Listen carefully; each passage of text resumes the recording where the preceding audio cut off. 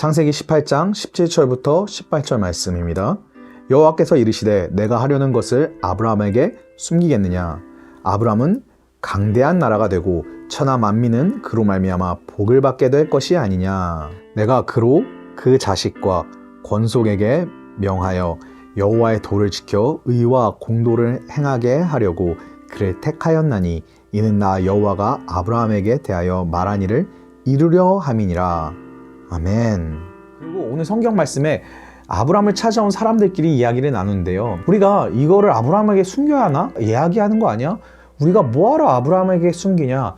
이는 우리의 선택받은 자이며 아브라함은 강대한 나라가 될 것이고 그의 후손들은 큰 축복을 누릴 것인데 우리가 아브라함에게 이걸 비밀로 해야 하냐?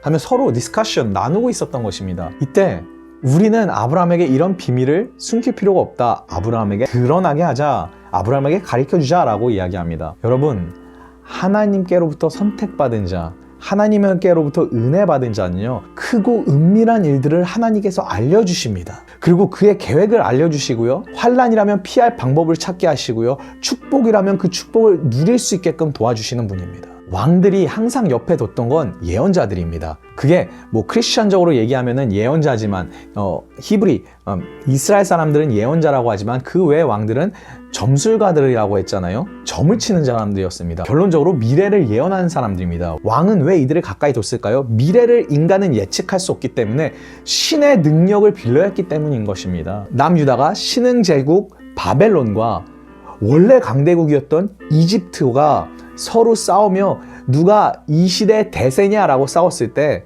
많은 점술가들과 예언자들이 남유다는 이집트에 붙어 있어야 합니다. 이집트가 우리를 살려줄 것입니다. 라고 예언한 것입니다. 예를 들자면요. 지금 우리 이 시대로 이야기하자면 미국과 중국이란 큰 나라들이 으르렁거릴 때 중간에서 어디에 붙어야지 우리가 살아남을 수 있을까라고 고민하고 신경을 곤둑 씌우며 선택해야 하는 그 사람들이 우리나라의 왕이 바로 그 당시 유대의 왕이었습니다. 이때 많은 예언자들이요.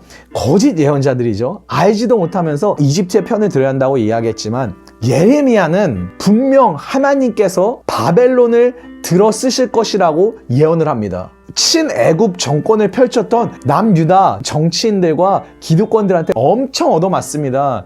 엄청 고난을 당하고 핍박을 당하고 외국노라고 욕을 당하면서요. 아주 고생 직사게 합니다. 그리고 심지어 바벨론 사람들이 1차적으로 포로들을 끌고 갔을 때 예레미야는 끌려간 사람들에게 앞으로 바벨론이 대세니까 너희들은 잘 있고 거기서 안착을 하고 잘 살아라 라고 편지를 보냈다. 이 또 양아치냐? 이 외국노냐? 넌 우리나라가 다시 회복하길 바라야지 다른 나라 편인 다음에 엄청 욕을 먹고요. 고생 직사게 합니다. 제가 이 이야기를 한 것은요.